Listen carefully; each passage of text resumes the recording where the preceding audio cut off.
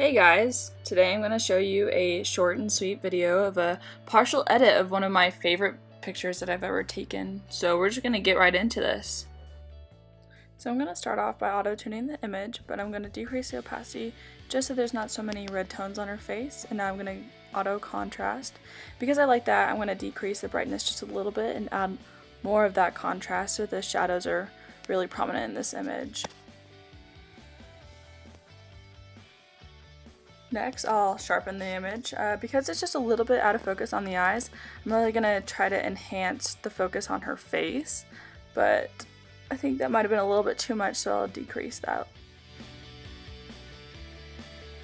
Now, by using Command J, I copy the background layer, and I'm in liquefying mode to give her hair just a little bit more body and dimension into it. I'm going to speed this up because it's just kind of a lengthy process.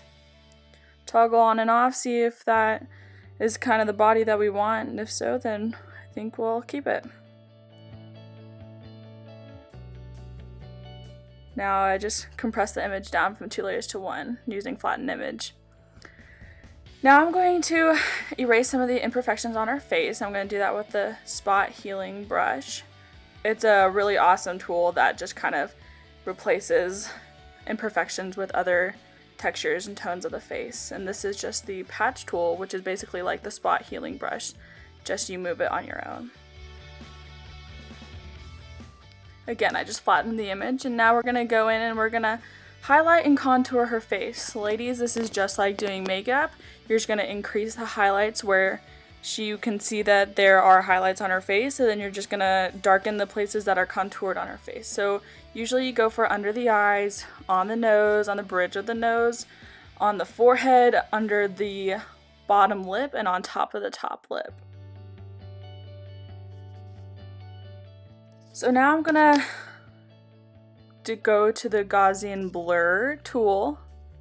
And this is just going to kind of blend it into the face just a little bit more so we don't have those rigid lines that we had without the blur.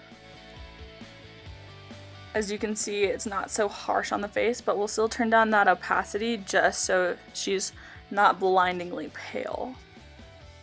We'll toggle that on and off. So we like that. Now we'll go to the shadows. These are my pre-made actions that I have, and I'll do another video on that some other time. So with the pre-made actions, all you have to do is go into curves and you just decrease those shadows slightly, and then you Command I to invert it, and now I'm just going with the shadows on the face and darkening those.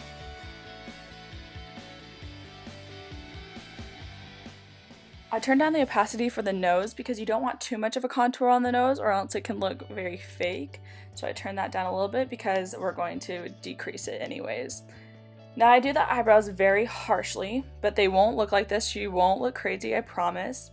We're just gonna give her a little bit of eyebrows because they're kind of muted with the rest of her makeup.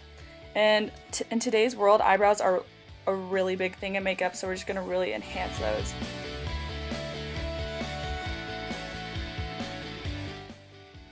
Just real quick hair-like strokes with a hard brush.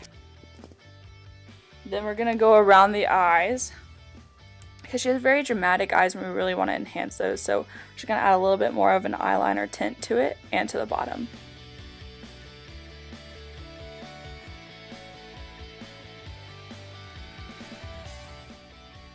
So I just erased what I kind of got in the hair, and I'm going to decrease what I put on the chin just a little bit, and now we'll go in and Gaussian blur to decrease the rigidness. So I think we like that, so we'll keep it there. And then we're going to just decrease the opacity a little bit so it's not so harsh.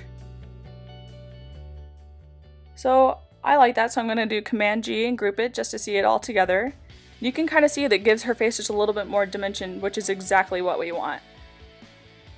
So now I'm going to do the same exact thing with her hair. So it's basically you're contouring her hair and then we'll contour her eyes. So what contouring basically is just giving everything dimension and shape.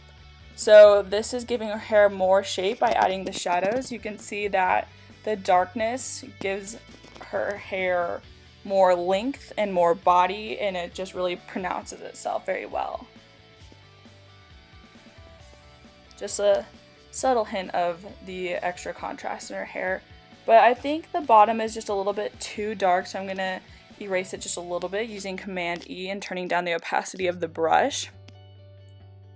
Now it's not so harsh. I really like that. So we're going to highlight the highlighted parts of her hair, and I did that by upping the curves level, then Command I, and painting with a white brush around. And you can see it's like pretty harsh, so we're going to go in and turn the Gaussian blur up just a little bit so it's not so rigid. Then we'll turn the opacity down so it doesn't look like she has a halo around her head per se. So I like that, so we're going to flatten the image. And like I said, we're going to go in and we're going to contour the eyes. So I used the curves level instead of using one of my actions just to kind of show you that. And I pressed Command I to invert the layer, and now I'm running a white brush around the corners of her eyes to really enhance that. And I'm bringing down the curves just a little bit more because I want more of a pronounced outline of the eyes. And we're going to Gaussian blur just like we have with the rest of everything else. And now I'm highlighting the eyes in the middle, but not where there is already light. You just kind of highlight around the eyes.